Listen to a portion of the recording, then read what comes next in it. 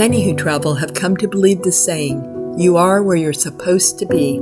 We pack it into our quote bag and pull it out when the moment feels right. These are the times we strongly and wholeheartedly believe to trust the journey, or perhaps the gods, the gurus, or whatever has brought us to our magic moment. We are so glad to have you join us for this video to share some of our magical moments that we discovered while exploring Route 395 in the Eastern Sierras.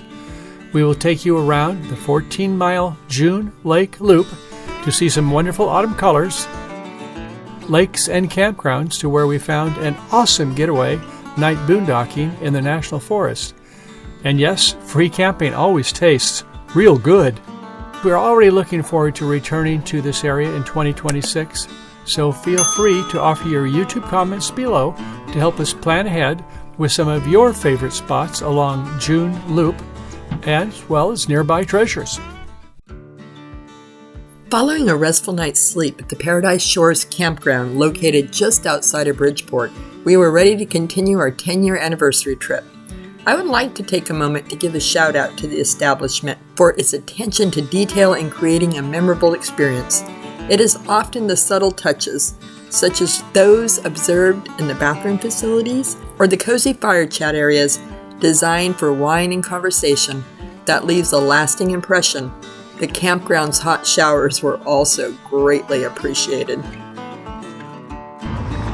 We are stopping here at Lee Vining for lunch. Check out the town just a little bit and give you a glimpse of the beautiful 395 and all the beautiful Sierras. Right next to Mono Lake here, and it's going to be a beautiful day. Gorgeous day, no rain. Following a delightful lunch in Lee Vining, we opted to continue our day by taking in the stunning autumn hues, utilizing the fall color map provided by Mono County Tourism to navigate the 14-mile June Loop along Route 158. The map is available for request to be mailed in advance or downloaded online. However, due to the unreliable internet connectivity, we preferred a physical copy that could also serve as a keepsake. Each featured location includes a brief and flowery description, such as number 11. Especially amazing in fall, the Loop is quintessential autumn drive featuring waterfalls, 4 lakes, Rush Creek, and a charming village. Tip: take the family-friendly Gold Lake Trail or the colorful trail to Parker Lake. Who could resist? Let's explore. The 14-mile loop showcases breathtaking scenery carved into a horseshoe shape by glaciers over thousands of years. While a precise time frame for Mono County is not established, the region's glacial history suggests that this process occurred gradually during the last major ice age. The paved 2-lane highway follows the canyon along the base of Carson Peak, which reaches an elevation of nearly 11,000 feet. The area is a photographer's paradise, featuring 4 lakes and Rush Creek, as reflected in the naming of the Ansel Adams Wilderness.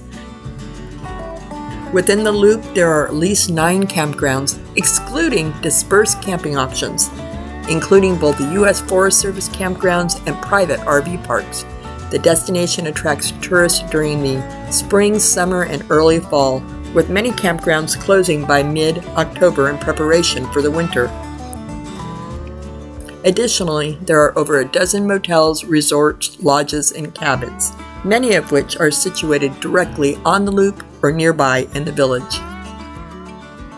The town of June Lake was originally inhabited by the Paiute tribe. Like many towns along the Sierra, it had a brief but intense mining boom in the 1920s, followed by a shift in 1961 to tourism and recreation. Today it is a popular destination for fishermen and hunters, as well as winter activities. It also has served as a filming location for many movies. Well, as much as we were hoping to stay somewhere along June Lake, without reservations at the peak of tourist season, that wasn't going to happen. It was time to get back on the 365 and head south toward Mammoth in hopes of finding a spot to boondock. We saw these little campgrounds, but honestly, the roads were just a little rough, so we got ourselves nestled comfortably in the forest. Once the RV was leveled and the slider opened, we went on to explore. What a nice surprise.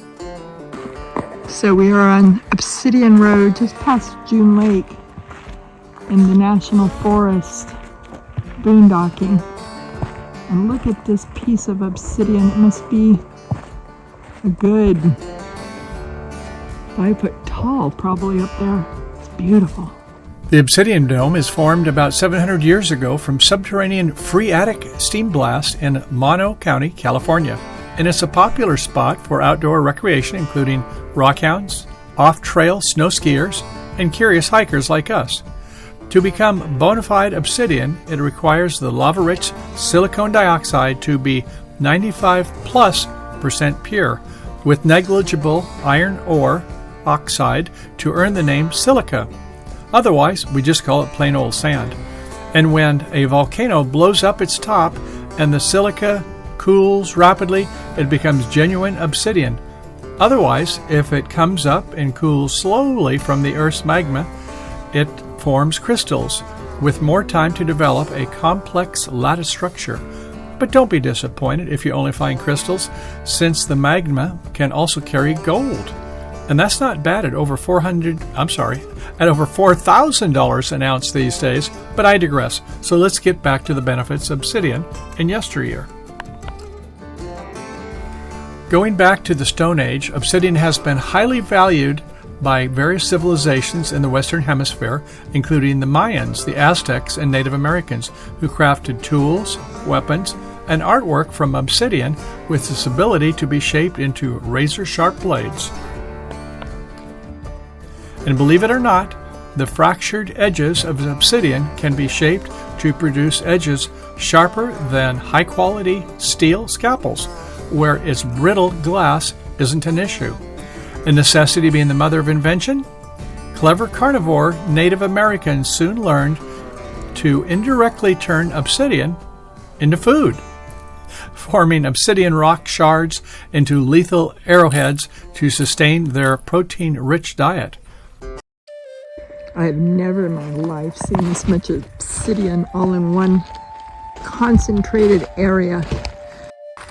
So obsidian was what was used to make so many arrowheads. And it's just incredible material. I absolutely love it. It has the properties of keeping away negative spirits. So this is beautiful. Obsidian's spiritual properties include protection, grounding, and truth-telling, making it a stone of truth used for spiritual growth and clarity. It is believed to absorb negative energy, shield against psychic attacks, and help release emotional and physical blockages. Its grounding properties help to connect the spiritual and physical realms, providing stability and a balanced energy. Obsidian has been used for trade as far back as 8000 BCE. One of the most interesting things I learned is that each obsidian deposit closely links to a specific volcano. The unique variety of the rock allows it to be traced back to its origin. Some stones have been found as far as 250 miles from the source. I remember reading once about an old bag of obsidian found along the Pacific Crest Trail that was believed to have originated near Santa Rosa, near where we live, and I have been fascinated with this stone ever since. So stumbling across this incredible place was an unexpected pleasure. And now you know the rest of the story.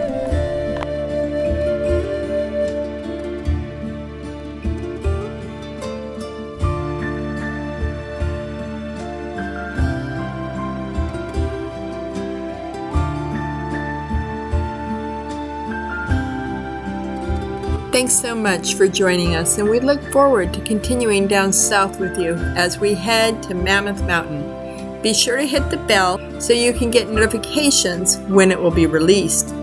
Love y'all, and have a very, very happy Thanksgiving.